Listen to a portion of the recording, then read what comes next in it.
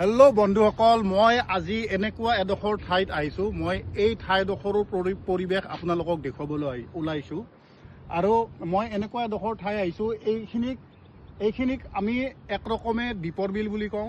আৰু দীপৰ বিলৰ কাষতে লাগি আছে এইটো আজাৰা ৰেলৱে ষ্টেচন। লগতে আপোনালোকে সেইফালে চাওক, সেইফালে মাউণ্টেইন শ্বেড'।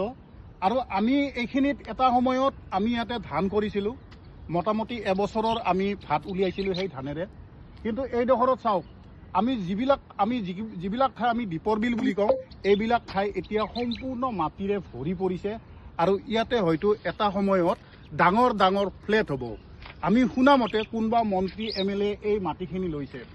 আৰু এনেকুৱাও নহওক, আজি এইখিনি মাটি ফিলাপ হৈছে, কালি অকণমান আগত ফিলাপ হ'ব, তাৰপিছত বৰবৰীলৈকে যাব, তাৰপিছত ক'ব যে বৰবৰীৰ এলেকা দীপৰ বিলৰ এলেকা, গতিকে এই এলেকাৰ মানুহে ইয়াত থাকিব নোৱাৰে।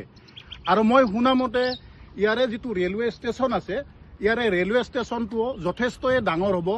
আৰু ইয়াতে লোডিং আনলোডিং বা এনেকুৱা ধৰণৰ কিছুমান কাম হ'ব। গতিকে এই ষ্টেচনটোও ডাঙৰ হ'ব।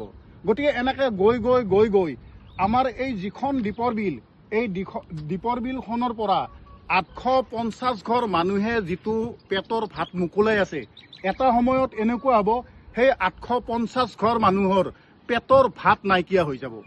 গতিকে আপোনালোকে ভাবক যে যেতিয়া দীপৰ বিলখন নাথাকিব, অল অসম ফেমাছ যিখন দীপৰ বিল, যেতিয়া দীপৰ বিল নাথাকিব, তেতিয়া হয়তো এই 850 ঘৰ মানুহে ফাঁচি ল'ব লগা এটা অৱস্থাত পৰিণত হ'ব।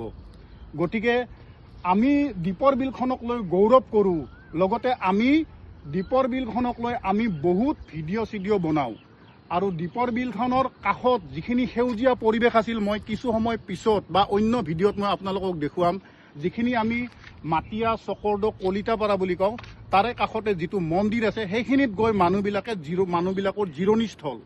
তাতে গৈ পেলাই পিকনিক খাই মানুহবিলাকে জিৰায়।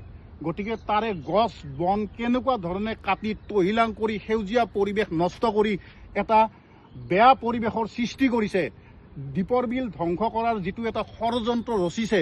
গতিকে আমি তাৰে পৰিৱেশ দেখুৱাম। গতিকে আপুনি আমাৰ লগত আহক আৰু এই ভিডিঅ'বিলাক চাওক। ধন্যবাদ।